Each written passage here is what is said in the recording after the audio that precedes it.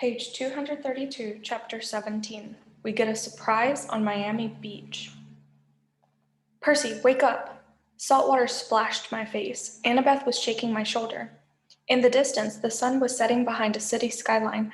I could see a beachside highway lined with palm trees, storefronts glowing with red and blue neon, a harbor filled with sailboats and cruise ships. Miami, I think, Annabeth said, but the hippocampi are acting funny. Sure enough, our fishy friends had slowed down and were whinnying and swimming in circles, sniffing the water. They didn't look happy. One of them sneezed. I could tell what they were thinking. This is as far as they'll take us, I said. Too many humans, too much pollution. We'll have to swim to shore on our own. None of us was very psyched about that, but we thanked Rainbow and his friends for the ride. Tyson cried a little. He unfastened the makeshift saddle pack he'd made, which contained his toolkit and a couple of other things he'd salvaged from the Birmingham wreck. He hugged Rainbow around the neck, gave him a soggy mango he'd picked up on the island, and said goodbye. Once the hippocampi's white manes disappeared into the sea, we swam for shore. The waves pushed us forward, and in no time we were back in the mortal world. We wandered along the cruise line docks, pushing through crowds of people arriving for vacations. Porters bustled around with carts of luggage. Taxi drivers yelled at each other in Spanish and tried to cut in line for customers. If anybody noticed us, 5 kids dripping wet and looking like they'd just had a fight with a monster, they didn't let on. Now that we were back among mortals, Tyson's single eye had blurred from the mist. Grover had put on his cap and sneakers. Even the fleece had transformed from a sheepskin to a red and gold high school letter jacket with a large glittery omega on the pocket. Annabeth ran to the nearest newspaper box and checked the date on the Miami Herald. She cursed. June 18th. We've been away from camp 10 days. That's impossible, Clarice said. But I knew it wasn't. Time traveled differently in monstrous places. Thalia's tree must be almost dead, Grover wailed. We have to get the fleece back tonight. Clarice slumped down on the pavement. How are we supposed to do that? Her voice trembled. We're hundreds of miles away. No money, no ride. This is just like the Oracle said. It's your fault, Jackson. If you hadn't interfered. Percy's fault? Annabeth exploded. Clarice, how can you say that? You are the biggest. Stop it, I said. Clarice put her head in her hands. Annabeth stomped her foot in frustration. The thing was, I'd almost forgotten this quest was supposed to be Clarice's. For a scary moment, I saw things from her point of view. How would I feel if a bunch of other heroes had butted in and made me look bad? I thought about what I'd overheard in the boiler room of the CSS Birmingham. Ares yelling at Clarice, warning her that she'd better not fail. Ares couldn't care less about the camp, but if Clarice made him look bad. Clarice, I said, what did the Oracle tell you exactly? She looked up. I thought she was going to tell me off, but instead she took a deep breath and recited her prophecy. You shall sail the iron ship with warriors of bone. You shall find what you seek and make it your own. But despair for your life entombed within stone, and fail without friends to fly home alone. Ouch, Grover mumbled. No, I said, no, wait a minute, I've got it. I searched my pockets for money and found nothing but a golden drachma. Does anybody have any cash? Annabeth and Grover shook their heads morosely. Clarice pulled a wet Confederate dollar from her pocket and sighed. Cash? Tyson asked hesitantly, like green paper? I looked at him. Yeah? Like the kind in duffel bags? Yeah, but we lost those bags days ago. I stuttered to a halt as Tyson rummaged in his saddle pack and pulled out the Ziploc bag full of cash that Hermes had included in our supplies.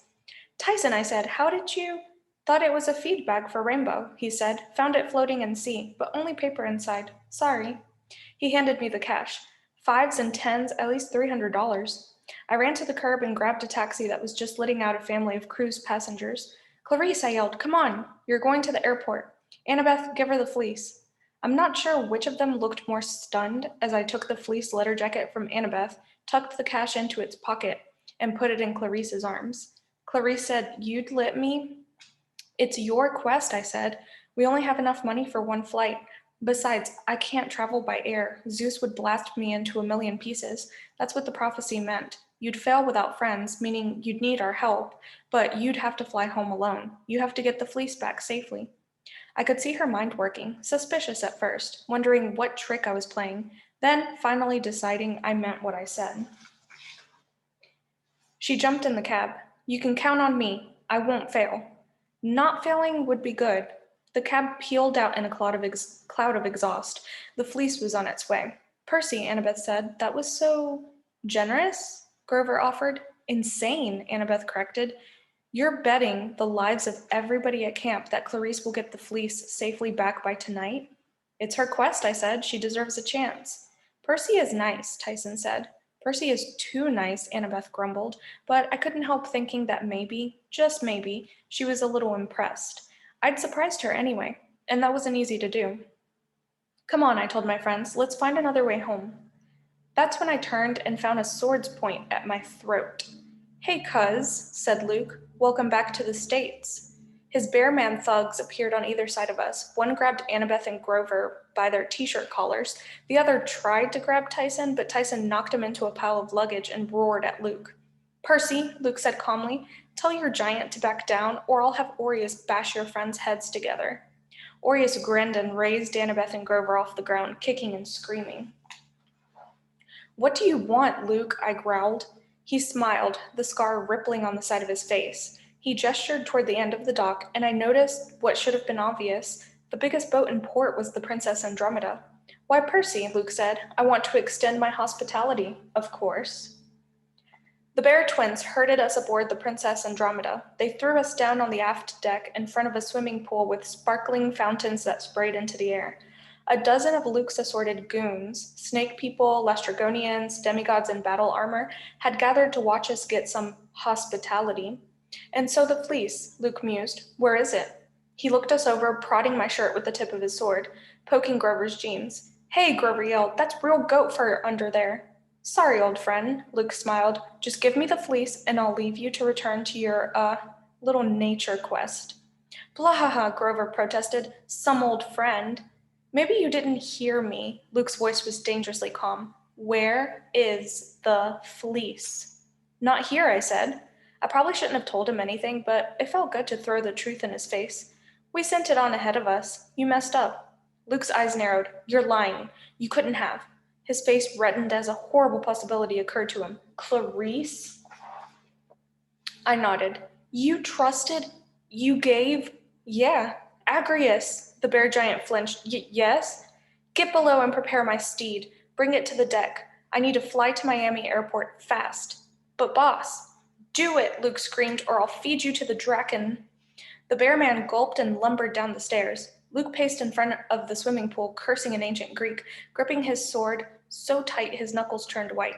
The rest of Luke's crew looked uneasy. Maybe they'd never seen their boss so unhinged before. I started thinking, if I could use Luke's anger, get him to talk so everybody could hear how crazy his plans were. I looked at the swimming pool, at the fountain spraying mist into the air, making a rainbow in the sunset, and suddenly I had an idea. You've been toying with us all along, I said. You wanted us to bring you the fleece and save you the trouble of getting it. Luke scowled. Of course, you idiot, and you've messed everything up. Traitor. I dug my last gold drachma out of my pocket and threw it at Luke. As I expected, he dodged it easily. The coin sailed into the spray of rainbow-colored water. I hoped my prayer would be accepted in silence. I thought with all my heart, O goddess, accept my offering. You tricked all of us, I yelled at Luke, even Dionysus at Camp Half-Blood. Behind Luke, the fountain began to shimmer, but I needed everyone's attention on me, so I uncapped Riptide. Luke just sneered. This is no time for heroics, Percy. Drop your puny little sword, or I'll have you killed sooner rather than later. Who poisoned Thalia's tree, Luke? I did, of course, he snarled. I already told you that. I used elder python venom straight from the depths of Tartarus. Chiron had nothing to do with it. Ha, you know he would never do that. The old fool wouldn't have the guts. You call it guts, betraying your friends, endangering the whole camp? Luke raised his sword. You don't understand the half of it. I was going to let you take the fleece, once I was done with it. That made me hesitate. Why would he let me take the fleece? He must have been lying, but I couldn't afford to lose his attention. You were going to heal Kronos, I said. Yes, the fleece's magic would have sped his mending process by tenfold, but you haven't stopped us, Percy. You've only slowed us down for a little. And so you poisoned the tree. You betrayed Thalia. You set us up, all to help Kronos destroy the gods. Luke gritted his teeth. You know that. Why do you keep asking me? Because I want everybody in the audience to hear you. What audience? Then his eyes narrowed. He looked behind him and his goons did the same. They gasped and stumbled back. Above the pool, shimmering in the rainbow mist, was an iris message vision of Dionysus, Tantalus, and the whole camp in the dining pavilion. They sat in stunned silence, watching us. Well, said Dionysus dryly, some unplanned dinner entertainment. Mr. D, you heard him, I said. You all heard Luke. The poisoning of the tree wasn't Chiron's fault. Mr. D sighed. I suppose not. The iris message could be a trick, Tantalus suggested, but his attention was mostly on his cheeseburger, which he was trying to corner with both hands. I fear not, Mr. D said, looking with distaste at Tantalus. It appears I shall have to reinstate Chiron as activities director. I suppose I do miss the old horse's pinochle games. Tantalus grabbed the cheeseburger. It didn't bolt away from him. He lifted it from the plate and stared at it in amazement, as if it were the largest diamond in the world. I got it, he cackled. We are no longer in need of your services, Tantalus, Mr. D announced. Tantalus looked stunned. What? But you may return to the underworld. You are dismissed. No, but no! As he dissolved into mist, his fingers clutched at the cheeseburger, trying to bring it to his mouth. But it was too late. He disappeared, and the cheeseburger fell back onto its plate. The campers exploded into cheering. Luke bellowed with rage. He slashed his sword through the fountain, and the iris message dissolved, but the deed was done.